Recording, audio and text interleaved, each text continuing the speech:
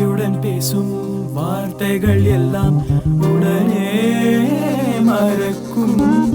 உன்னுடன் பேசும் வார்த்தைகள் எல்லாம் உள்ளே நிலைக்கும்.